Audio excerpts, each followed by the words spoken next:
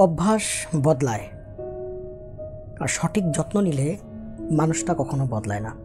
প্রিয় মানুষটা বদলে গেছে। আমার কাছে আসা অনেকগুলো মেসেজের মধ্যে এই মেসেজটা সবচেয়ে বেশি আসে, আমার গার্লফ্রেন্ড পাল্টে গেছে। আগে ঝগড়া হলে কথা না বলে থাকতে পারতো না, সে বারবার কল দিত, আমি কেটে দিতাম, তাও সে বারবার দিত।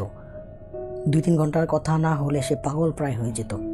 আর এখন 2-4-5 দিন কথা না হলেও সে কোনো কলও দেয় না, কোনো মেসেজও দিচ্ছে না। এটার জন্য দায়ী তুমি নিজে। আগে যখন তোমার সাথে ঝগড়া হইতো, তোমাকে সে বারবার কল দিত, তুমি কেটে দিতে, সে আবার দিত, তুমি আবার কেটে দিতে। 2-3 ঘন্টা যাওয়ার পর তুমি আবার এসে রিসিভ করতে। এই সময়টা ডে বাই ডে বেড়ে গেছে। 2-3 ঘন্টা ওইটা হয়ে গেছে 8-10 ঘন্টা। ডে বাই ডে এখন 2 থেকে 4 দিন, 4 দিন থেকে 5 দিন। এমন একটা সময় আসবে যে তোমাদের মধ্যে 1 মাস কথা না হলেও সে তোমাকে আর ফোন দিবে না। তোমাকে ছাড়া কিভাবে থাকা যায়, তোমার সাথে কথা না বলেও কিভাবে থাকা যায়, সেটা তুমি তাকে অভ্যস্ত করাই দিছো। আর তুমি অভ্যস্ত হয়ে গেছো সে বারবার কল করুক। তাই বলি, সময় থাকতে মানুষকে গুরুত্ব দিতে শিখতে হয়। আমার যেটা ওপিনিয়ন, প্রয়োজনে ফোন ধরে ঝগড়া করো, কিন্তু এমন কোনো অভ্যাসে তাকে অভ্যস্ত করো না যেটা পরে তোমাকেই পস্তাইতে হবে। সন্দেহ করা বা ধরো কোথাও যাইতে চাইলে যাইতে না দেয়া। ধরো তোমার গার্লফ্রেন্ড বলছে যে আজকে মা বাবা ভাই বোন সবাই মিলে একটা পিকনিকে যাবে। এর মধ্যে অনেক বয়ফ্রেন্ড আছে বলে যে না এখন তুমি যেতে পারবে না। তো এই মেয়েটা একলা বাসায় কোথায় থাকবে আমাকে বলো তো? আমাদের মনে অনেক প্রশ্ন থাকতে পারে যে ভাই এরকম আমি অনেক স্বাধীনতা দিয়ে দেখছি, সে তো রইল না। এই ব্যাপারটাতে আমি ভিডিওর শেষে কথা বলবো। এখন কথা বলতে চাচ্ছি যে নর্মালি স্বাধীনতা হস্তক্ষেপ করাটা ফ্রুটফুল হয় না অলওয়েজ। তোমার রিলেশনশিপের প্রথম 6 মাস 1 বছর সব কাজে বাধা দেওয়া ভালো লাগবে।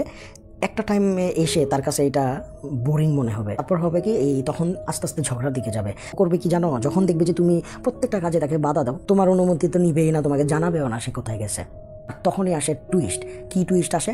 সে যখন তোমার কাছ থেকে একবার কথা লুকানো শিখে যাবে, তুমি ভাই ধরে নাও তোমার কপালে শনি আছে। তার মানে সে অলওয়েজ তোমার কাছ থেকে আজকে একটা, কালকে 2টা, তারপরে আরও 5টা, এরকম করতে করতে একটা টাইমে হিউজ পরিমাণ জিনিস তোমাকে কিচ্ছু জানাবে না। সে একটা টাইম এমন হবে যে তাকে দেখতে আসছে বিয়ের জন্য, ওইটাও তোমাকে জানাবে না। এটা মনে করি যে না জানার চাইতে ভাই আমি জানি, অনুমতি দিছি, হ্যাঁ ঠিক আছে তুমি যাও।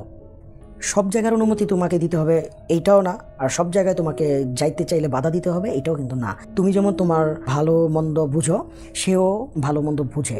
সো তার যদি এরকম ইন্টেনশন থাকে যে তোমাকে সে ঠকাবে, সে বুড়া বয়সী হইলেও তোমাকে ঠকাবে। 80 বছর তোমার সাথে সংসার করার পরে 85 বছরের মাথায় যাইও তোমাকে ঠকাবে ভাই। রশি টাইট দিতে দিতে ছিঁড়ারও দরকার নাই, আর রশি একদম ঢিল দিয়ে ওই ঘুড়ি তুমি কার আকাশে ওড়ো ওইটারও দরকার নাই। যদি বলে দেখো আমার বাসায় মেহমান আসবে, তাদের সাথে আমার একটু বাইরে যাইতে হবে, আব্বু আম্মু মোটামুটি সবাই থাকবে, যদি তুমি একটু মায়া করো যে তুমি যাবা, আমার টেনশন লাগবে, কেউ যদি আবার তোমাকে প্রপোজাল দেয়, কেউ যদি তোমাকে আবার ডিস্টার্ব করে, এই ব্যাপারগুলো না আমার খুব খারাপ লাগবে, খুবই টেনশনে থাকবো। দেখবা যে সেই তোমাকে বোঝাবে, যদি তাকে অনুমতি দাও, সে যাওয়ার পরেও তোমার কথা বারবার মনে পড়বে। একটা হচ্ছে তুমি টাইট দেওয়ার প্রতিফলন কি হইতে পারে, প্রতিফলনটা আসলে এমনটাই হয়।